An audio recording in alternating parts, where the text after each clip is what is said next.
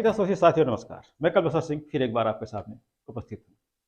साथियों, आज के अपडेट पर चले उसके पहले एक छोटी सी बात। कहते हैं संघ में शक्ति होती है, मैं भी मानता हूं, आप भी मानते हैं, लेकिन संघ की शक्तियां बिखर क्यों रही हैं, इस पे विचार करने की जरूरत आपको है।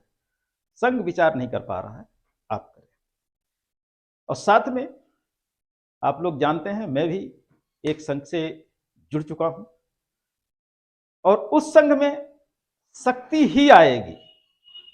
आपको अपने सुझाव देना है, आपके सारे सुझाव, आप जो सुझाव देंगे सब बतौर संविदा कर्मचारी, आपके सारे सुझावों को माना जाएगा इस संघ के तहत। संघ कौन सा है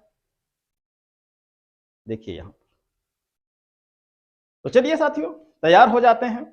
लेकिन हमारा ये संघ जो है अपनी पूरी एक्टिविटी के साथ, पूरे प्लान के साथ आप तक पहुंचे, उसके पहले अभी वर्तमान में जो संघ आपका चल रहा है, थोड़ा सा मैं उस पर चर्चा करना चाहूंगा। इसको कोई भी संघ का पदाधिकारी विरोधाभास ना माने।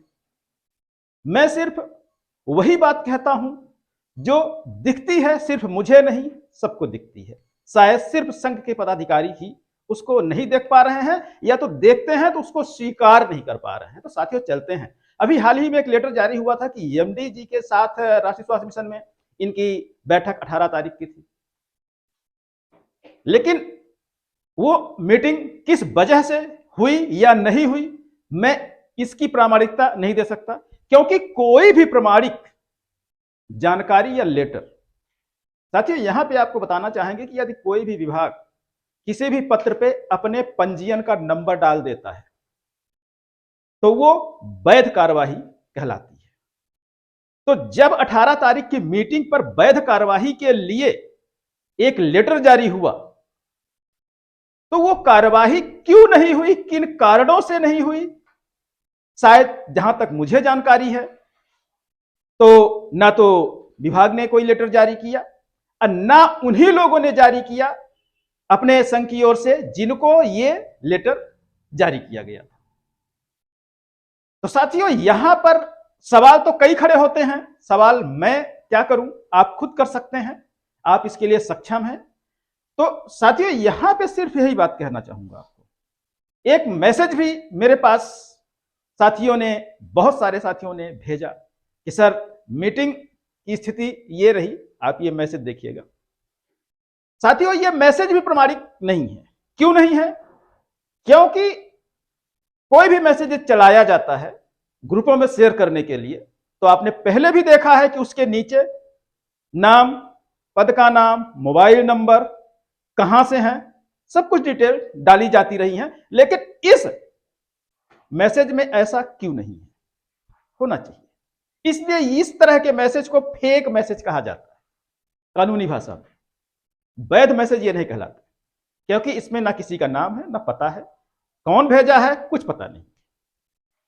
तो साथियों हम थोड़ा सा आपको सिर्फ यही ध्यान आकर्षित करना चाहेंगे कि क्या ऐसे ही हम अपने अधिकारों की लड़ाइयां लड़ पाएंगे।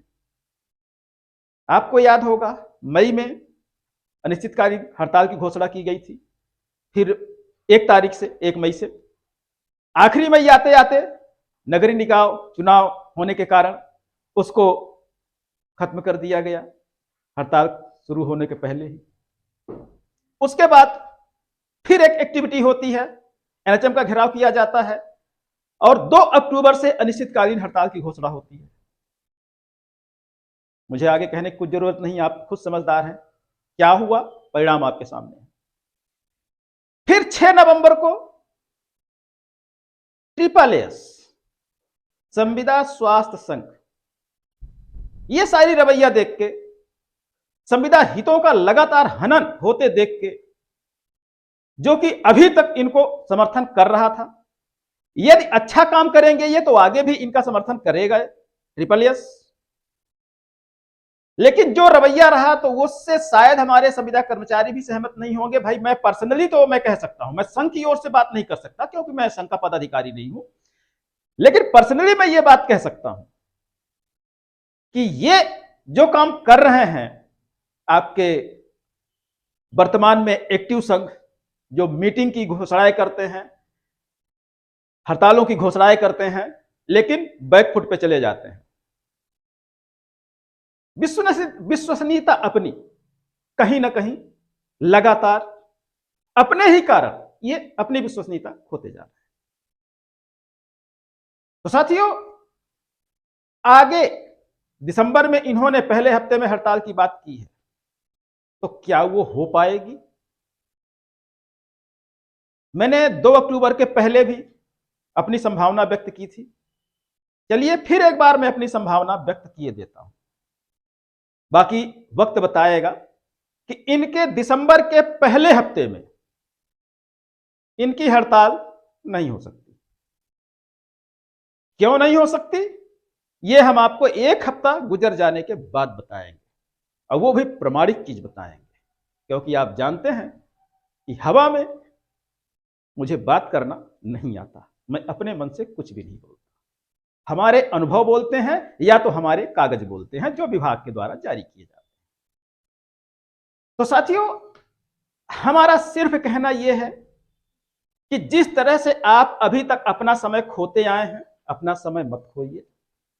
अपने अधिकार के लिए यदि आपका संघ सही तरीके से काम नहीं कर पा रहा है, तो आप अपने अधिकार के लिए आगे बढ़िए। मैं तो खड़ा हूं आपके साथ, जब चाहे जहां मैं खड़ा हूं। आपकी लड़ाई लड़ने के लिए लड़ रहा हूं और लगातार लड़ता ही रहूंगा, क्योंकि दिशा और दशा दोनों तय करना हमें बखूबी आता है। साथ आप यदि देते हैं तो दिशा और दशा मैं तय कर दूंगा और रिजल्ट आपके खाते में आएगा। तो साथियों, चलते हैं। आप भी सवाल उठाइए और जवाब मांगिए लोगों से कि लगातार इतने वर्षों से क्या किया इन्होंने, आगे कुछ कर पाएंगे या नहीं। नहीं तो आप अपना रास्ता बदलिए और जुड़िए। बार बार ये लोग मुझसे जुड़ने के लिए रोकते हैं आपको और यही कहते हैं ये कौन से पद पर है, कौन से विभाग में है।